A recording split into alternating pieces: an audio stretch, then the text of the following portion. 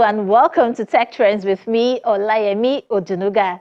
On the sixth show, we are still celebrating women.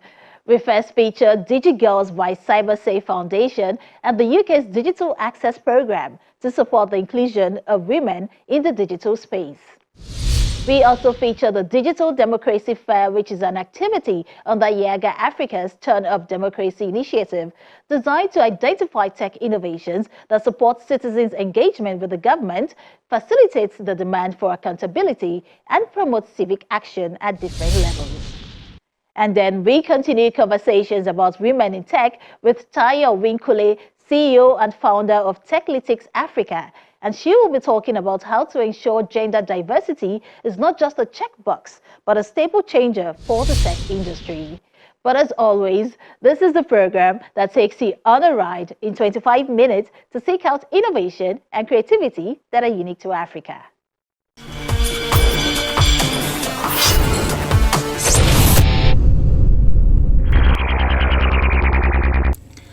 I think it's very important to get more women into computing. My slogan is, computing is too important to be left to men. As we continue to recognize women around the world for their remarkable achievements, the UK's Digital Access Programme, in partnership with Cybersafe Foundation, is supporting the inclusion of women into the digital space and closing the digital divide. Through the DigiGirls program aimed at addressing digital inequality in the country, about 60,000 women and girls have been trained and upskilled with different tech skills.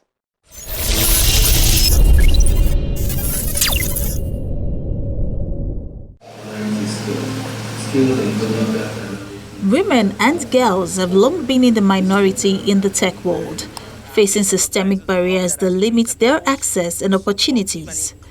In Nigeria, this digital divide is stark, but one initiative working to address the digital gender gap by empowering women and girls with the skills and confidence to thrive in the digital world is the DigiGirls program. I love sales and I've always desired to be... For the past 3 years, the UK's Digital Access Programme and Cybersafe Foundation have collaborated to support the inclusion of women in the digital space as a response to the imbalance. From 2023, that ICT formed almost 16% of Nigeria's GDP. And that's for a sector which is only really in its infancy, and a sector that I'm sure is likely to grow. DigiGirls, which is the focus of today's event. So for the first 2 cohorts that we ran, we trained 6,800 women and girls. We were proud of that, but that was 6% of the people who applied. So what we did next is we came to Cybersafe. And this time, working with them, they and us have managed to train nearly 60,000. So from 6,000 to 60,000. Now, I haven't quite done the maths on the percentages there, but I'm pretty certain that the demand will continue to grow. Despite efforts to promote diversity and inclusion, the underrepresentation of women in the tech industry is a well-documented issue. And for the founder of Cybersafe Foundation, when half of the population is excluded from the digital workforce, it's not just a matter of equality, it's a loss of potential innovation and growth. But why is inclusive digital development so vital for Nigeria? Investing in women also includes not just investing in implementing impactful programs like DigiGirls. We need to mainstream solutions through the vehicle of policy. We must take a stand on educating men as well, our allies, on what the challenges are, and getting them on our side of this war against exclusion. The lack of women's inclusion in technology comes at a massive cost to us all. In fact, women's exclusion from the digital world has shaved off $1 trillion from gross domestic product of low and middle income countries in the last decade. A loss that will grow to 1.5 trillion by 2025 without action. This is according to a 2022 report on gender by Gender Snapshot. By partnering with 60 hubs across 22 states in the country and involving volunteer alumni DigiGirls, the program has trained and upskilled about 60,000 women and girls. It was very hard, it was tough, but above all, it was exciting and I enjoyed every bit of it. I've learned the basic of digital literacy course. I took that course also. I took cybersecurity awareness, soft skills, and I specialize on digital marketing. As technology continues to shape our world, harnessing the talents of all, regardless of gender, can help drive sustainable development. And while initiatives like DigiGirls play a crucial role in addressing digital inequality, it is also essential to remember the importance of inclusivity and diversity in driving progress.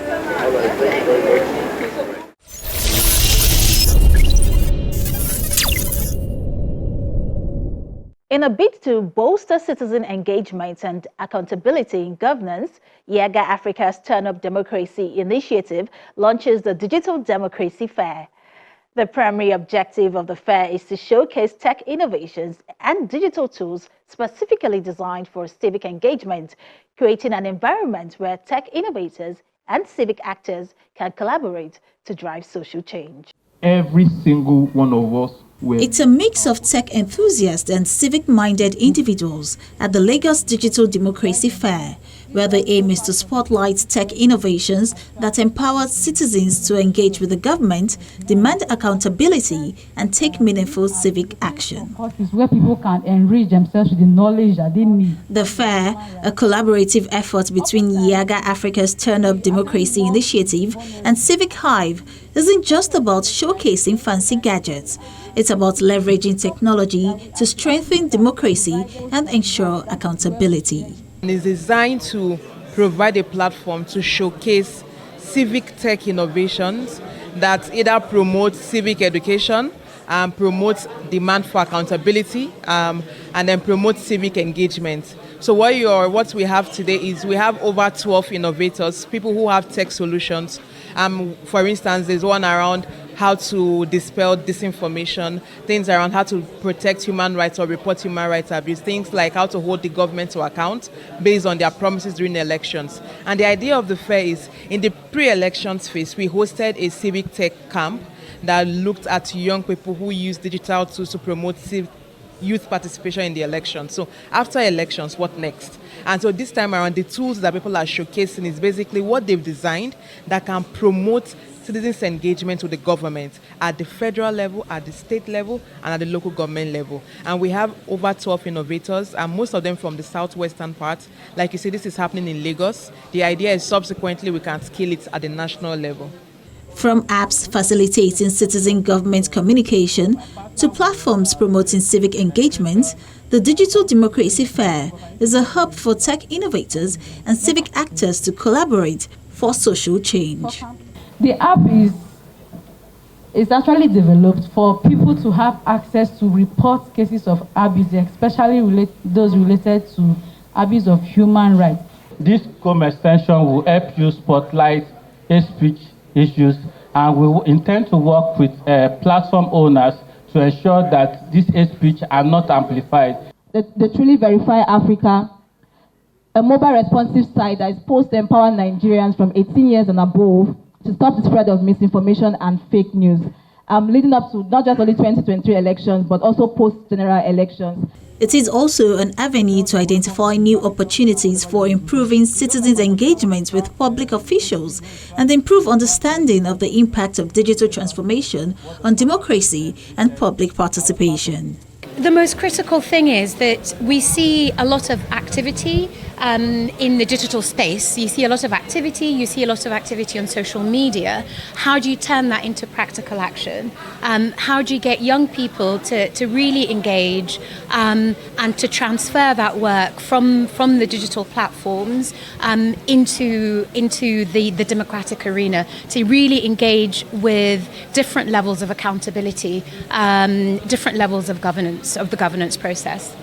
The Lagos Digital Democracy Fair encourages civil society organizations, civic actors, and tech innovators to leverage digital tools to address issues such as civic participation, governance, and public accountability. The app wasn't, the display wasn't.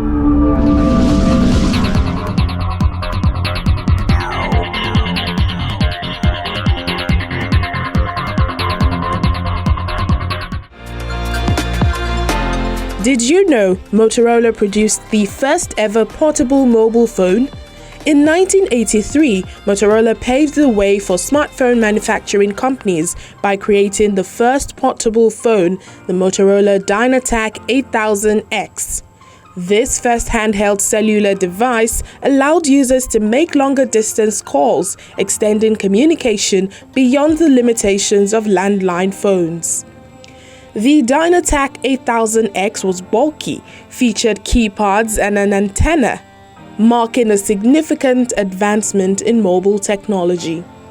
On April 3, 1973, Martin Cooper, a researcher and executive at Motorola, made history by placing the first mobile telephone call using handheld subscriber equipment. He dialed Dr. Joel S. Ungle of Bell Labs, a notable competitor, demonstrating the potential of mobile communication. The prototype handheld phone used by Dr. Cooper weighed 2 kilograms and measured 23 by 13 by 4.5 centimeters. Despite its limited capabilities, offering just 30 minutes of talk time and requiring a lengthy 10-hour recharge period, this innovation laid the groundwork for future advancements. Commonly referred to as the brick due to its size and shape, it was not commercially launched until October 1983 in the United States.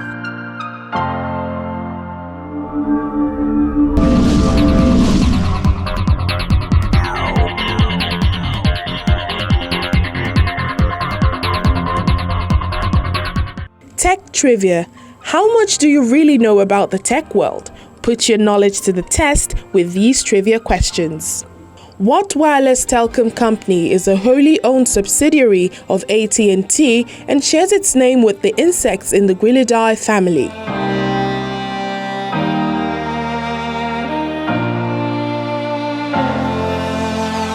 Kenyan cell, cricket, leg, orthopetra.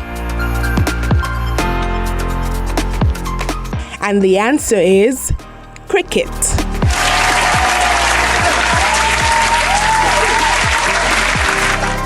Think was the company motto for more than 40 years for the company often referred to as Big Blue.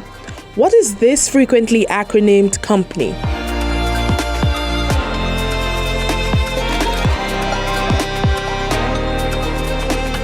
Adobe, Oracle, IBM, Cisco. You guessed it, the answer is IBM.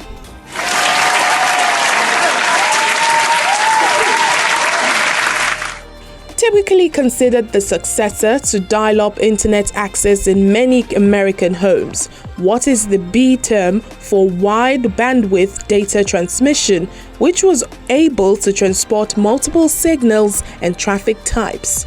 This replacement technology allowed for always-on and faster internet.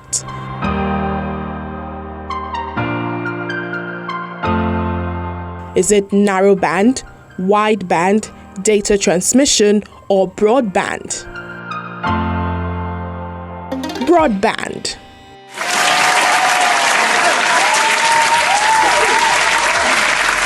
What delicious computer term did web browser programmer Lou Montulli coin to refer to information that is sent from the browser to the web server? RAM, cookie, bug, or code? The answer is cookie.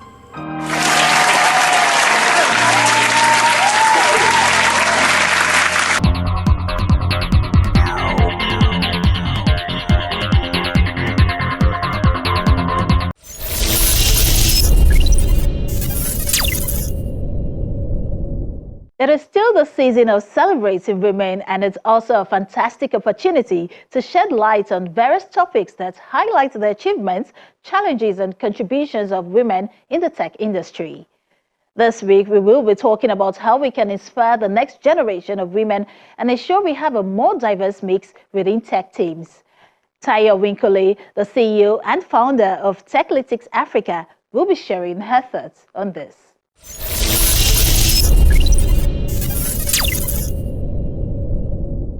Now, Taya, over the years, conversations have increasingly emphasized the need to break stereotypes and foster inclusivity.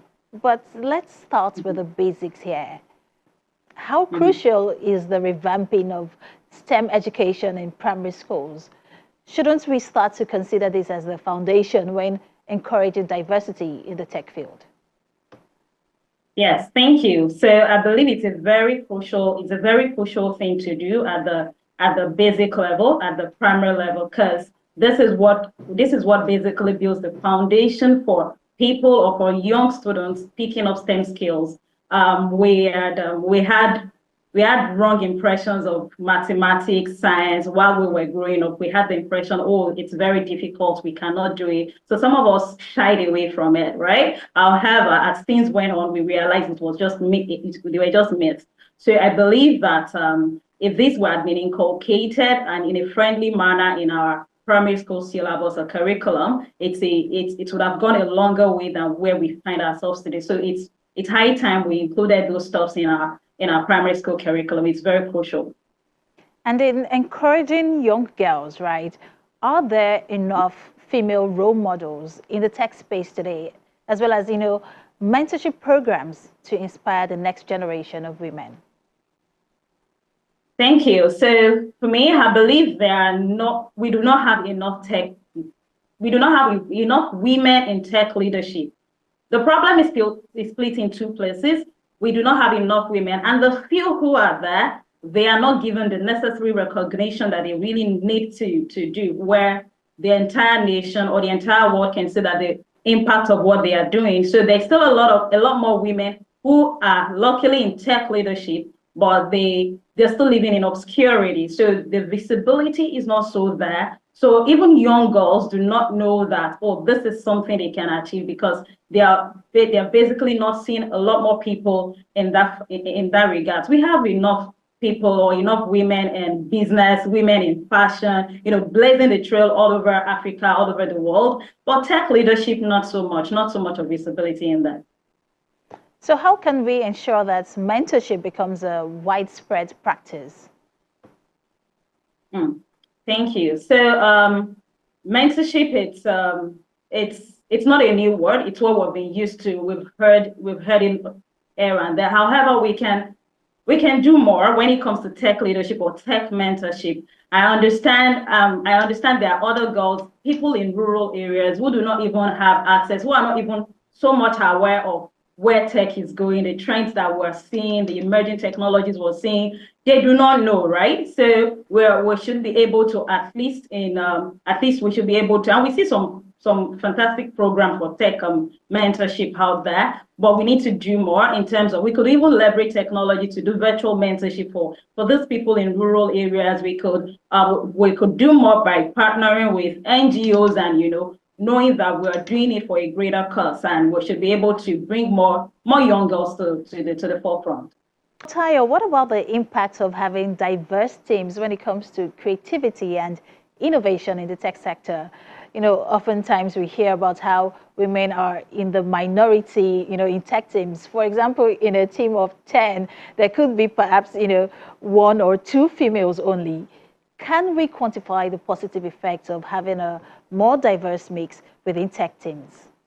Yes, thank you for that question. It's very crucial to evangelize this, because women bring unique perspectives to the team. We bring unique approach to problem solving. I have been on teams where I'm the only woman. In fact, on that team, we just refer to all of us as tech bro. They want to call me, they say bro. And I totally understand, but we bring this unique approach to the team where we're able to solve problems easily. And as we work in tech teams, cross-functional teams, arguments, disagreements are bound to happen. Women were able to bring unique problems or unique problem-solving skills to the table in that regard. So it is very crucial that we have a mix or a balanced mix of diverse teams involving women on tech teams. It's very, very crucial. Now let's talk about women in leadership positions. What's the significance of having more women in leadership roles within tech companies, and what positive influence can this have on workplace dynamics and innovation? All right, thank you. So the positive effects of having women in tech leadership is enormous. It basically gives a subtle message to that young girl who's aspiring to also come into tech leadership one day, or that young girl who's looking forward to changing the world, right? So once I'm seeing a female figure in the tech space, it's more encouraging for me to pursue my career, to pursue my aspirations, to douse or to kill the self-limiting thoughts that I may have had. So it's a bit more, it's easier for me as a young girl. If I'm a young girl and I see another a woman in tech leadership, it's easier for me to believe more in myself and to pursue everything that I've determined to pursue. So yes, it is very crucial. Now, Tayo, a critical part of this conversation is how can we ensure that, this isn't just a diversity checkbox, but a staple changer for the tech industry. How can we ensure that? Okay, thank you for that. It's necessary that of course, it's not a checkbox, something you have to do. And it's necessary that we realize it's not a checkbox. So one thing I believe is very crucial. We should promote visibility for female role models in tech. We should promote visibility, recognize women in tech. We've done it for some particular sectors or particular industries in the economy, because whether we like it or not, the IT space is going to contribute a larger percentage than what we even saw in the last quarter of last year. It's going to contribute a larger percentage to the GDP of the nation. So I believe that whether we like it or not, there are girls out there who are aspiring to come into tech. However, once we're able to promote more visibility, once we're able to promote more involvement of women in tech leadership, these other women or these other youngsters, they'll be able to embrace it in fullness. So I believe that we should put in place more programs or initiatives to encourage and to promote visibility for some more women in tech leadership. Now, Tayo, let's take this conversation to tech policies. Do we have corporate and governmental policies that actively foster gender equality within tech companies? One thing I know for sure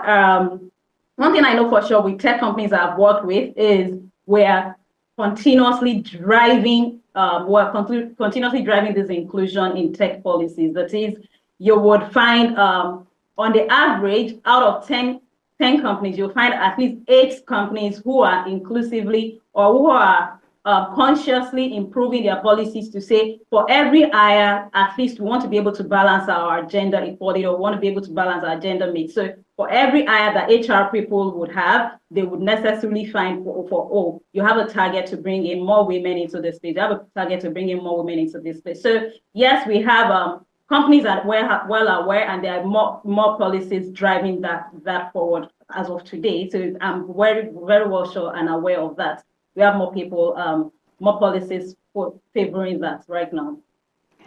It's quite important to keep these talks alive. So how do we initiate and sustain these conversations on the importance of diversity, gender equality, and inclusivity in the tech sector? Yes, thank you. So I believe it's a conversation that transcends just having conversation. We need more policies to be put in place. We need more support, especially as we have mentioned earlier, especially in the education sector. We need to revamp. At this point, we need to revamp our syllabus, our curriculums at the tertiary level, secondary and primary school level. Let's inculcate emerging technologies into our curriculum. Whether we like it or not, these things are fascinating. They are amazing since the rise of the internet, right? These concepts are fascinating. Emerging technologies in virtual reality. We've seen what artificial intelligence can do. I believe the first thing, or the first thing that would be more sustainable in the long run is to evolve or to inculcate tech-related subject or tech-related concepts into our curriculum, right from tertiary education, secondary education, and primary school education. Well, surely that was an insightful conversation with you, Tayo Winkule, CEO and founder of Techlitics Africa. Thank you so much for sharing your time with us on Tech Trends. Thank you for having me.